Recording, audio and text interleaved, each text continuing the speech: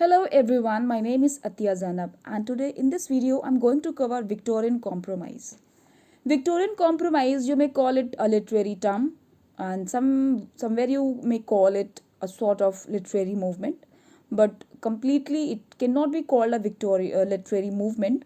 It must be called a literary term. Okay, so before we switch to the explanation what is exactly Victorian Compromise, we have to understand what belongs to Victorian age. Okay, why? Because whenever we have to understand, we have to know about some literary term or literary movement, you must know the historical background to which these words, yeah, these terms or these movements belong to. Okay भाई, because जब तक आप उसके पीछे के background को नहीं जानोगे तो आपको कुछ समझ में नहीं आने वाला है. सिर्फ पढ़ लेना काफ़ी नहीं होता है कि विक्टोरियन कॉम्प्रोमाइज़ पे कभी कई नोट्स मिल गया and we have learn and we have written. No, if you are literally sincere literature student, you must know the background of that particular term. So from where it evolved and what was exactly Victorian Compromise. So let's start.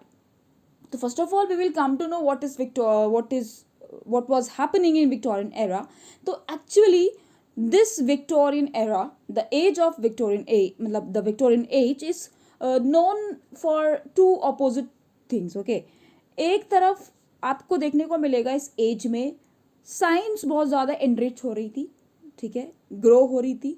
Okay, industrialisation हो रहा था, science नई नई techniques बन रही थी और economy develop हो रही थी, ग्रोथ हो रही थी इकोनॉमी की. ओके, एम्पायर ब्रिटेन बहुत ज़्यादा डेवलप कर रहा था. एंड दूसरी तरफ रिलीजन देखा जा रहा था, लोगों की मोरालिटी डाउन हो रही थी. तो एक तरीके से साइंस वर्सेस रिलीजन आपको देखने को मिलेगा. एंड एरिस्टोक्रेसी एंड डेमोक्रेसी में कॉन्फ्लिक्ट था. मतलब कि एरिस्टोक्रेसी का मतलब होता है high classes people. Okay, democracy आम जनता, ठीक है. Okay, so high society and the lower society में बहुत ज़्यादा डिफरेंस पाया जा रहा था. कुछ लोग इतने गरीब थे, कुछ लोग बहुत ज़्यादा अमीर होते चले जा रहे थे. तो this is called that conflict between aristocracy and democracy. तो ये अच्छे वर्ड्स हैं, आप ऐसे याद करिए इसको कि क्या क्या मेन डिफरेंसेस चल रहे थे विक्टोरियन एरा में. Science versus religion and aristocracy versus democracy. Okay, and growth of economy, expansion of empire, knowledge of great enrichment of science. So these are the main things that took place in Victorian era. So what is Victorian Compromise? So Victorian Compromise is basically the combination of these two opposite themes. Okay, so Victorian Compromise is a combination of the positive aspects of the society and the negative aspects of the society. And what were the positive and negative aspects we have recently talked about, like conflict between aristocracy and democracy, science versus religion. So the combination of positive and negative aspects, यही कहलाया क्या? Victorian compromise. So as a result of Victorian compromise what happened actually, जो upper classes थे वो और ज़्यादा बढ़ते गए, उनके पास और पैसा होता चला गया, जबकि जो मिडिल क्लासेस थे उन और मिडिल क्लासेस के भी पास चांस था अपने को इम्प्रूव करने का. लेकिन जो वर्किंग क्लास था, जो लोअर क्लास पीपल थे, वो सफ़र कर रहे थे. Okay, fine. एंड जो फैमिली को अगर देखा जाए, फैमिली किस तरीके की होती थी उस टाइम पर कि उसमें अथॉरिटेरियन फादर होते थे. अथॉरिटेरियन मतलब जो कि अपनी मर्जी चलाते थे, यानी किसी और को, अपने बच्चों को, अपनी वाइफ को उनकी मर्जी का कुछ नहीं करने देते थे. Got it.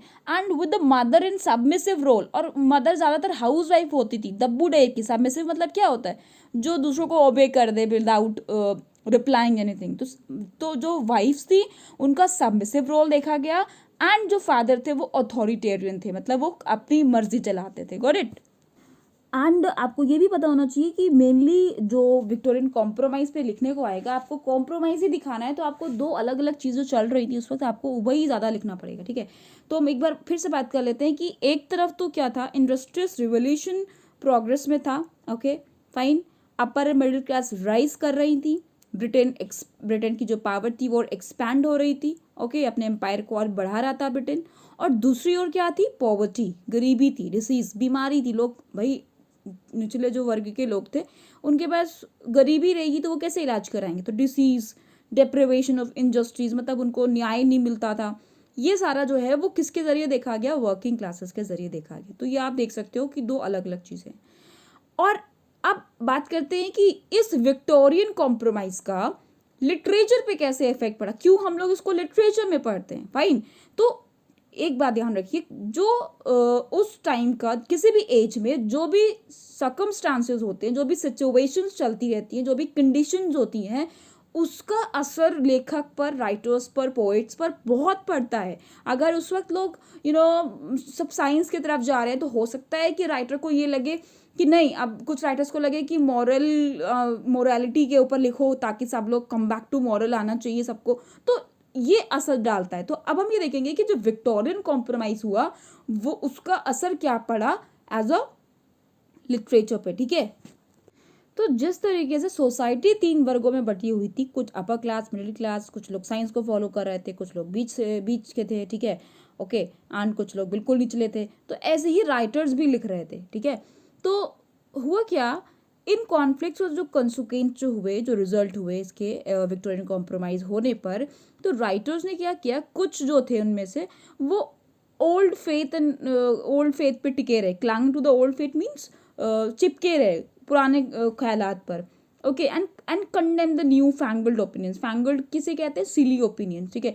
उनको लगा ये जो नया जो रिलीजन को डाउन कर रहे हैं ये लोग, साइंस डेवलप हो रही है जिससे हमारी मोरालिटी डाउन हो रही है, तो वो ओल्ड फेथ पे ही रहे कि नहीं, जो हमारे जो प्रीवियस प्रैक्टिसेस एंड वैल्यूज़ हैं उसी को फॉलो होना चाहिए। एंड कुछ जो थे वो साइंस की तरफ चले गए, ओके, साइंस का सपोर्ट किया कि नहीं, अब डेवलपमेंट होना ज़रूरी है, ओके। सो और कुछ जो थर्ड कैटेगरी थी उन्होंने क्या किया, कॉम्प्रोमाइज़ किया दोनों के बीच में। ना वो बहुत ज़्यादा डिप्रेसिव रहे कि भाई सब लोग बिगड़ रहे हैं, सब लोग मोरालिटी से दूर जा रहे हैं, साइंस डेवलप हो रही है, गांव जो है ख़त्म होते जा रहे हैं, कॉलोनाइजेशन हो रहा है, इंडस्ट्रियलाइजेशन हो रहा है। तो इसमें ना डूब कर वो क्या करे, उन्होंने क्या किया, बीच का रास्ता अपनाया। और जो इनका माइंडसेट चल रहा है वो इनके किस में दिखेगा, इनके राइटिंग्स और इनके वर्क्स में दिखेगा, ओके। जो ओल्ड फेथ से क्लैंग है तो उनके थीम्स ओल्ड फेथ वाली होगी, ओके। तो अब हम इस पर डिस्कस करेंगे कि राइटिंग्स कैसे लिखी। अर्नोल्ड की बात करें तो मैथ्यू अर्नोल्ड जो 19वीं सेंचुरी के हैं, इन्होंने जो है अगर आपने मेरी मैथ्यू अर्नोल्ड की वीडियो देखी हो तो आपको पता होगा, नहीं देखी तो प्लीज़ देखिएगा। मैथ्यू अर्नोल्ड को बहुत बढ़िया से आपको समझ में आएगा कि किस तरीके से उन्होंने क्रिटिसिज्म किया है मैथ्यू अर्नोल्ड ने। मैथ्यू अर्नोल्ड एक मॉरलिस्ट कहे जाते हैं।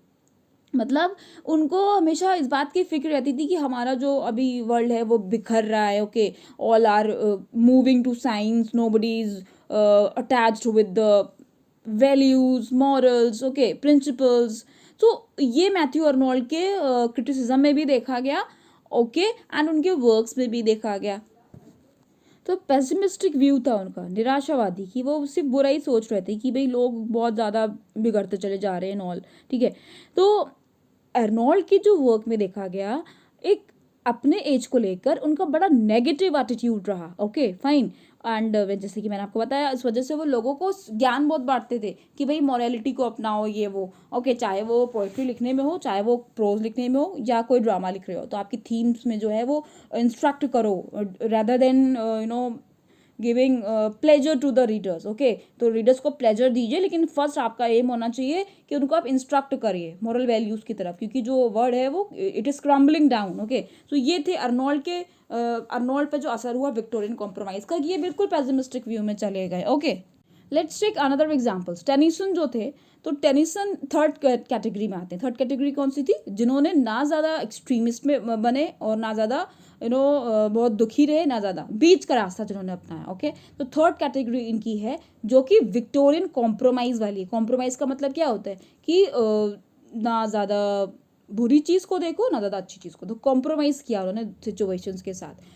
दो अनलाइक अर्नोल्ड, जिस तरीके से अर्नोल्ड ने पेसिमिस्टिक व्यू देता, तो उनकी तरह नहीं, अनलाइक मीन्स क्या होता है, उनकी तरह नहीं, अर्नोल्ड की तरह नहीं, अल्फ्रेड लॉर्ड टेनिसन ने एक एटीट्यूड रखा, ठीक, ओके। बल्कि उन्होंने क्या किया, उन्होंने एटीट्यूड ऐसा रखा कि उन्होंने कॉम्प्रोमाइज़ किया अपने एज से, ओके। और उसकी जो प्रॉब्लम्स, इंट्रिकेट प्रॉब्लम्स के साथ, what do you mean by intricate, complicated problems जो अराइज हो रही थी, उनके एग्जाम्पल्स देख सकते हैं आप, जो कि लॉर्ड टेनिसन के हैं, अल्फ्रेड लॉर्ड टेनिसन के, the Lotus Eater, the Charge of the Light Brigade, okay, Ulysses. तो इन सारी पोएम्स में you will notice one thing that ना वो बहुत ज़्यादा मेलनकॉलिक है, मेलनकॉलिक किसे कहते हैं, उदास, रोता हुआ, आपको जॉन मिल्टन बड़े मेलनकॉलिक दिखेंगे, और ना ही रॉबर्ट ब्राउनिंग है। तो या उस वक्त के अर्नोल्ड थे, तो अर्नोल्ड से मिलाया गया कि अर्नोल्ड की तरह बहुत ज़्यादा मेलनकॉलिक नहीं थे, और रॉबर्ट ब्राउनिंग की तरह बहुत ज़्यादा ऑप्टिमिस्ट भी नहीं थे। रॉबर्ट ब्राउनिंग की आप अगर कविता उठा के देखेंगे तो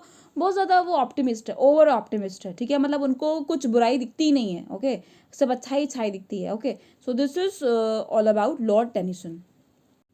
last but not the least, make a note of this point, respectability. जब भी आपको लिखने को आएगा ये टर्म ज़रूर लिख के आना, हाईलाइट करके आना। Respectability was a special term related to this Victorian compromise. Actually, it was a mixture of both morality and hypocrisy. Okay, hypocrisy. Okay, क्या मतलब होता है रिस्पेक्टेबिलिटी का? Respectability belongs to the the state of being respected. Okay, means आपको किस basis पे respect किया जा रहा है स्टेटस सोसाइटी में, ठीक है। Okay, what is the criteria of respecting you? Okay, according to your status, or according to your wisdom, or according to your intelligence, there are lots of criteria to analyze a person. Okay, so what was in that time? Okay, how the people were respected? So respectability implied the position of good manners, and एक अच्छा बढ़िया घर होना चाहिए, comfortable house होना चाहिए, and comfortable house के साथ साथ सर्वेंट्स होना चाहिए, नौकर चाकर होना चाहिए, तो ही आपका स्टेटस हाई माना जाएगा और आपको रिस्पेक्ट किया जाएगा। And a carriage generally England में, ब्रिटेन में व्हीकल्स को, कार को कैरेज के नाम से जाना जाता है। आप लोग कई सारे नॉवेल्स में देखिएगा, कार के जगह पे, व्हीकल की जगह पे, या फिर जो भी सवारी वो यूज़ करते थे उनको कैरेज बोलते थे, ठीक है। तो सर्वेंट्स के साथ साथ कैरेज आपके पास होना चाहिए, एंड आप एक साथ साथ देखो, एक ये भी चल रहा है और आपको चर्च भी जाना चाहिए, मतलब आप अच्छे भी बने रहो कि you pray to God also, you worship. Okay, so regular attendance at church, and साथ साथ आप भिक्षा भी देते रहो, चैरिटेबल एक्टिविटीज़ भी नहीं, लोगों को दिखाते भी रहो कि यू आर हेल्पिंग। ओके, सो ये अगर आपका होता था तो ये it was the criteria of respecting someone. Okay, so respectability belongs to these factors. So that was a special point that I gave you. If you feel the way I explain is wonderful, amazing, and to the point, very lucid, so please like, share, and subscribe. And thank you for watching.